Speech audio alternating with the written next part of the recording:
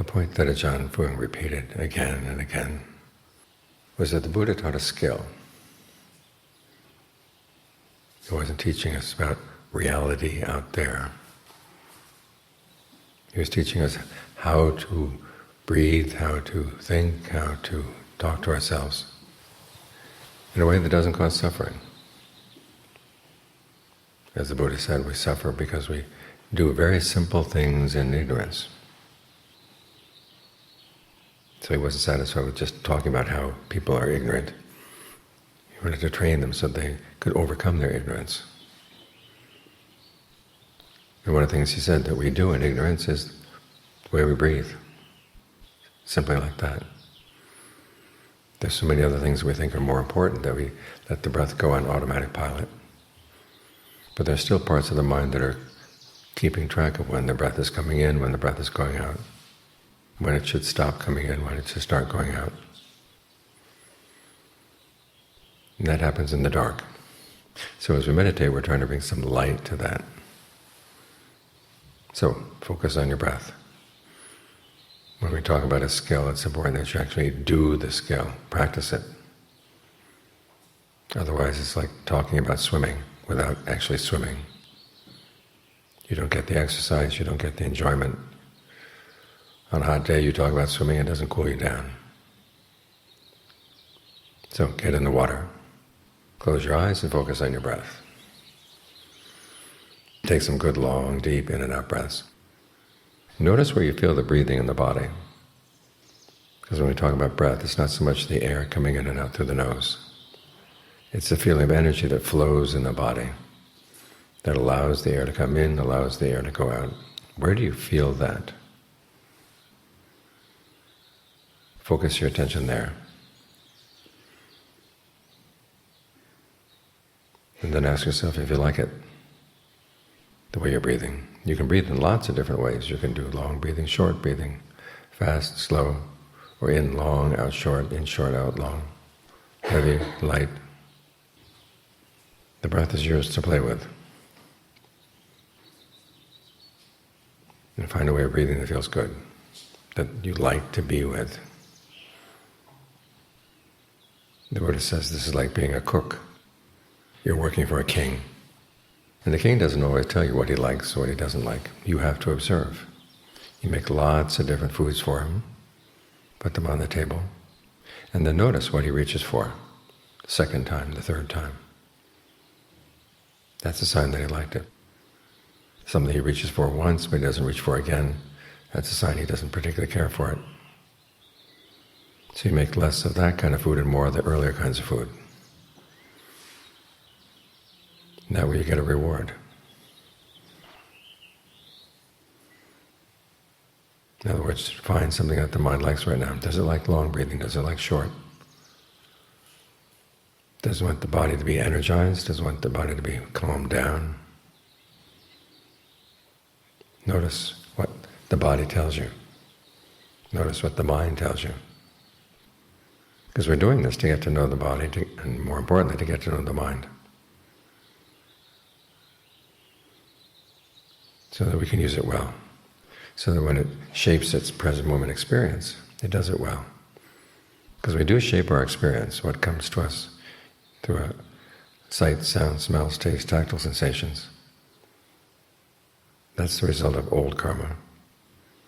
What we do with these things is new karma. You can't change your old karma. Again, it's like being a cook.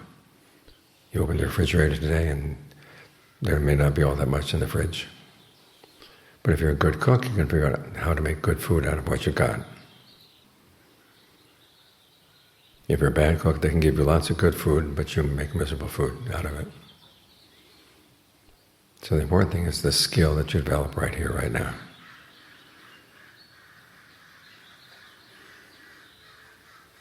And Ajahn Lee expands on the Buddha's image. He says if you're a good cook, you don't just find one thing that your employer likes and just keep fixing that day after day, because the employer is going to get tired of it. So you want to vary your offerings. Try long breathing for a while, then when you're tired of long breathing, you can try short breathing. Fast, slow. Think of the breath as a whole body process.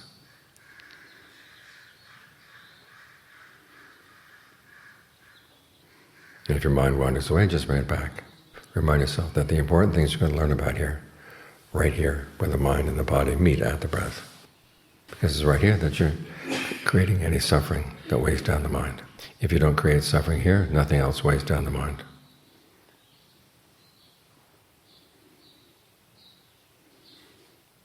We're not here to try to figure out the nature of reality outside. We're simply trying to figure out how the mind makes its choices and how it can make it more skillfully. And how it can learn not to burden itself with unnecessary pain and suffering. It can provide itself with an actual sense of joy. The stresses of the world come in two kinds. They can be illustrated by a story. And John Suat one time, when we were up at the top of the hill, pointed to the mountain over there on the horizon. And he asked, "Is that mountain heavy?" Now you know when John asks a question like this, it's a trick question. So everybody who was listening waited to get the answer. He says, if you try to lift it, it's heavy on you. If you don't try to lift it, then even though it may be heavy in itself, it's not heavy on you. And that's what matters. The fact that the mountain is heavy, that's called stress, and what are called the three characteristics, or the three perceptions. That's just the way things are. But the fact that you're lifting it, that's the problem. And the weight that comes when you lift it, that's stress in the Four Noble Truths. In other words, that's stress that comes from craving, involved with clinging. And that's something that doesn't have to be there. The mountain is going to be heavy on its own, whether you think of picking it up or not. But you have the choice. Are you going to pick it up? If you do, you're going to suffer. Just leave it there.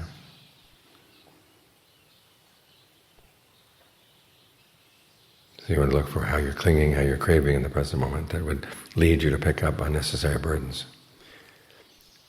And when you're coming from a place of well-being with a breath, it's more easy to see that a lot of the burdens you take on are unnecessary.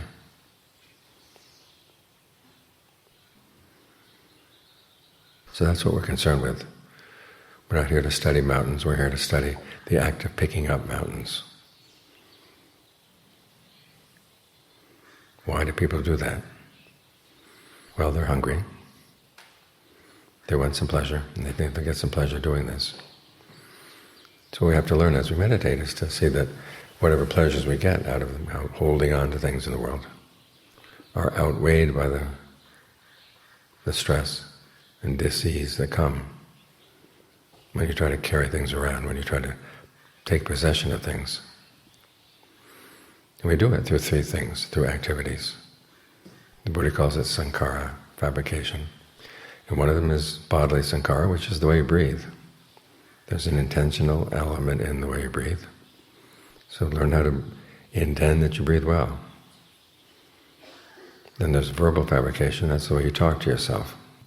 The topics you choose to talk about, the things you say. We tend to do that in ignorance too. That's why we suffer. And then there's mental fabrication. These are the perceptions you hold in mind, the images you hold in mind. You identify this as this and that's that. And the feelings of pleasure and pain, neither pleasure nor pain. When we do these things in ignorance, there's going to be suffering. This is why our skill starts with focusing on the breath. And then look at how you're talking to yourself about the breath. And for a large part in the very beginning of your mind, it's going to be talking about other things. It drops the breath and goes running after whatever comes past. But you've got to learn how to drop those other things, come back to the breath, and find that the breath can be interesting, especially when you think of it as a whole body process.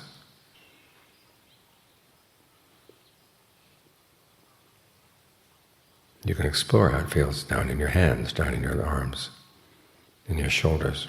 How does it feel in your feet, in your legs, in your torso, in your head? When you focus on these parts of the body, are you putting too much pressure on the focus or not enough? You can talk to yourself about these things, and you can change the way you breathe to make it more comfortable, more energizing when you want energy, relaxing when you want to be relaxed. Because the breath has lots of potentials that we don't realize because we don't explore them. We're too busy looking after other things. But now some time to look at your breath, to explore it, to learn about it. And then there are the perceptions that you hold in mind. How do you perceive the breath? When you think of the breath coming in, where does it come in? We talked about the breath as not being the air, but being the energy. So when the body expands, where does that sense of expansion come from? And what does get pulled in? There's a back and forth here. So think of it just as energy. That's the perception you hold. And that energy can flow anywhere, and it can flow in any direction. So what direction feels best? These are things you can explore, and as you explore them, you're bringing knowledge to this process of fabrication. And you learn about its potentials, and you learn about its limitations. When you get really advanced in concentration, the mind gets more and more subtle all the time. It gets to the point where it doesn't want to fabricate anything anymore. Even these states of concentration, which can feel very refreshing, very calm, very stable, involve some work. And you realize you'd like to have that sense of stability without the work. That's when you let go of everything, even the path. You even let go of your sense of self, because your sense of self is made out of these same fabrications. If you still hold on to anything saying, this is me, this is mine, that's a fabrication you haven't let go of. So however you define yourself at that point, permanent, impermanent, you've got to let it go. But before you let it go, you try to use your sense of self, that you are responsible for what you're doing right now, and you're capable of doing it, and you're going to benefit from it. And you can observe what you're doing, comment on it, with the hope of making it better. This is how you learn. You learn how to train yourself. Only when you've trained yourself in this way do you get to the point where you can let it go.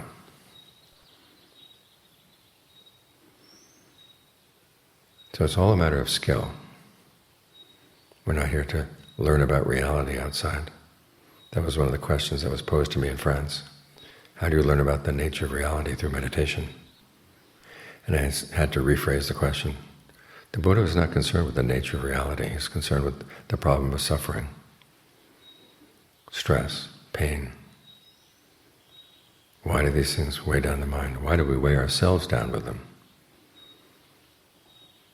And meditation teaches us, shows us how we're doing that, because as the mind gets more solidly here in the present moment, clearer and more still in the present moment, it's going to see these things more clearly. And then it's going to see that it doesn't have to do the things that create suffering, it can let them go. That's what the Buddha taught for. That's the goal of this skill, the aim of this skill, why we master this skill. So you take the first steps. You don't have to know all the plan of where this is going to go. Just know it's going to go to a good place.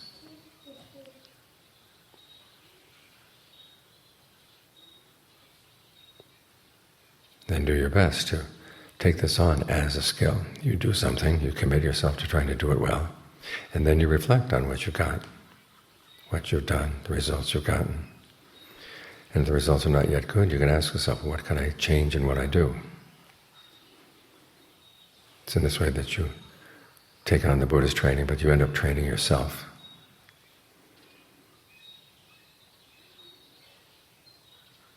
So you get that you breathe with knowledge and skill. You think with knowledge and skill. You use perceptions with knowledge and skill.